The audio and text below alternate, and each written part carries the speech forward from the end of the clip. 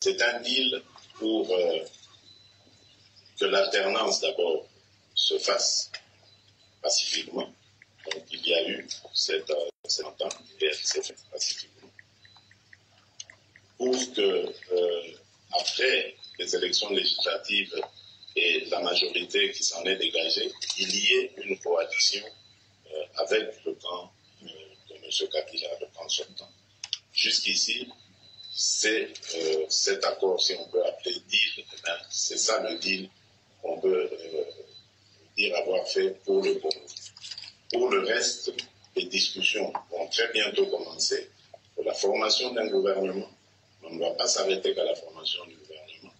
Nous allons adopter un programme commun pour gouverner ensemble le pays. Et moi, j'ajoute encore que je proposerai un code de bonne conduite à nos partenaires pour que nous marchions ensemble en respectant les règles établies, afin que ce que nous nous serons convenus de faire pour notre pays et pour son peuple puisse être respecté tout au long du mandat qui va exister. Son allié, parce que nous avons décidé de nous mettre ensemble pour diriger le Congo et le diriger autrement. Mais il contrôle la plupart des postes. Je me réjouis de la collaboration institutionnelle et du climat serein qui caractérise les échanges entre différents chefs d'institutions de deux chambres parlementaires dirigées de main de maître par Mme Janine Mabunda Moudiaï et M. Alexis Tambwe Mwamba.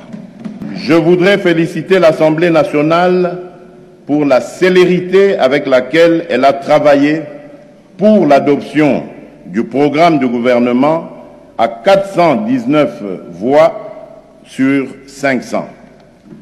Cela veut dire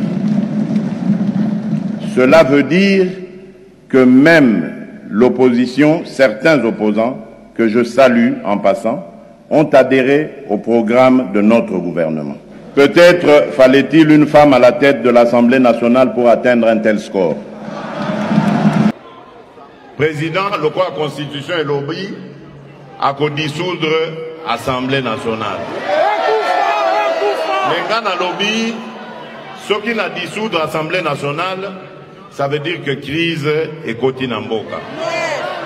Donc, na koki ko dissoudre l'Assemblée nationale tant que crise est alité. Mais ce qui vous poussez na crise, ce qui n'a comme moment que mission na yeli na moto ya mboka, ya ko sale la peuple na ngai. Bokomi ko bebisa yango. Suka suka nini? Qui vous poussez na crise, ce qui n'a comme moment que mission na yeli na moto ya mboka.